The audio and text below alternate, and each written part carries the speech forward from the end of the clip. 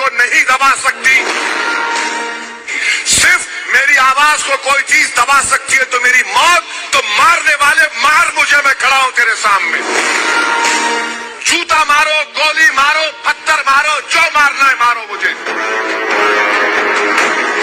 क्या मजाक बना के रख दिया है जमहूरियत का। किस लिए हम टैक्स पे कर रहे हैं कि एक मेंबर ऑफ पार्लियामेंट बोल नहीं सकता। अगर तुम मेरे आंखों के सामने दलितों को मारोगे, मुस्लिम खवातीन को पीटोगे, अखलाक को मारोगे, तो क्या मेरे जबान से मिठाई के अल्फाज निकलेंगे यहाँ से?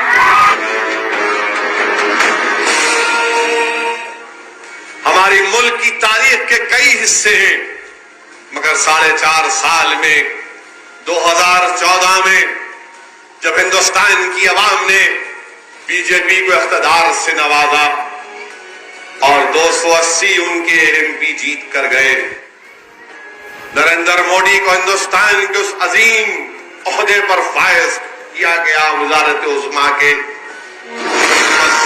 जीतने के बाद जो पहली तकरीर नरेंद्र मोदी ने हिंदुस्तान के पार्लियामेंट में की, उसी वक्त मुझे उनकी जहनियत का अंदाजा हो चुका था।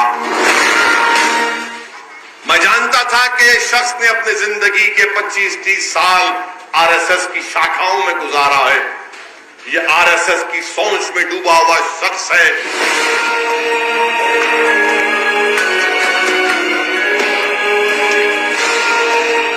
मैं मर जाऊंगा मगर किसी और की सोच को अपने दिमाग में नहीं डालूंगा। मैं जो सोचूंगा वो सही है या गलत है, वो आवाम फैसला करेगी। What I believe is my right. I am not imposing on you. ये जमहूरियत की खूबसूरती है।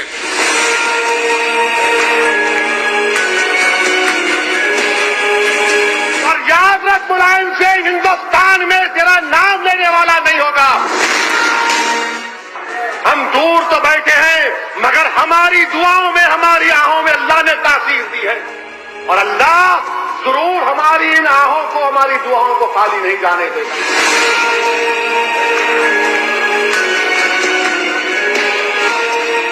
उठो और दुनिया को बता दो कि ये तुम ही लोग हो जिसने तूफानों में चिराग जलाने का हुनर हमने सीख लिया।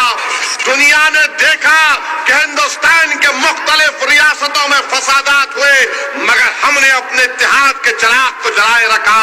हिंदुस्तान के मुख्तलिफ रियासतों में हमारे इत्तेहाद को पारा पारा कर दिया। हमने कहा कि इस तूफान का मुकाबला करेंगे। हिंदुस्तान के मुख्तलिफ रियासतों में हमारी सियासी आवाज को खत्म करके रख दिया।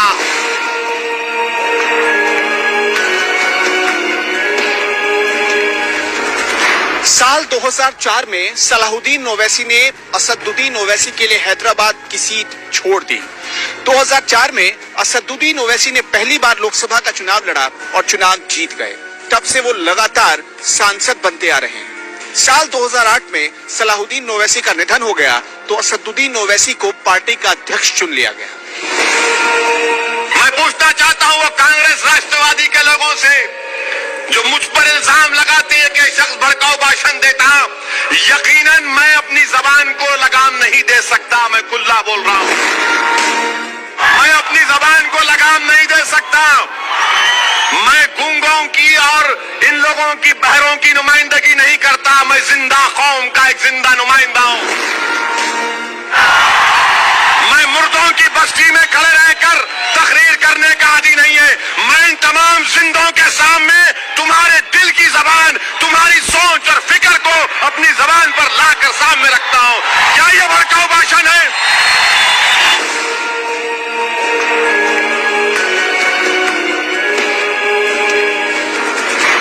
बहुत कम लोगों को ये पता है कि असदुद्दीन ओवैसी अंडर 25 की क्रिकेट भी खेल चुके हैं।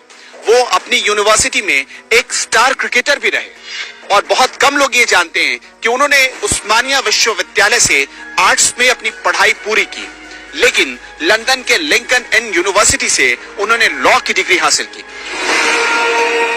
आजकल तो माशाअल्लाह जहां कहीं भी आप जाओ, इतने बालों के हेयर कटिंग सलून खुले हुए हैं, हर नौजवान को एक स्टाइल होना, मगर तुम्हारा स्टाइल ये होना चाहिए कि तुम मंजलिस को मजबूत करो, ये तुम्हारा स्टाइल होना चाहिए।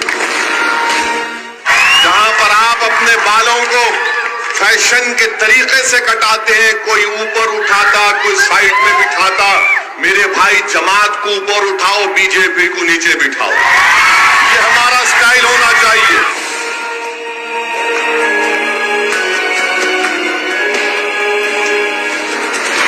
असदुद्दीन ओवैसी के छोटे भाई अकबरुद्दीन ओवैसी अपने विवादित भाषणों की वजह से जाने जाते हैं। वो तेलंगाना विधानसभा के विधायक भी हैं और उन असदुद्दीन ओवैसी के एक और छोटे भाई बुरहानुद्दीन ओवैसी इटेमैथ के संपादक हैं। तेरे पास वो जो चमचा आजम खान, अरे आजम खान तेरी मां से अगर कोई करता तो तू क्या करता? आजम खान तेरी बहन से करता तो तू क्या करता?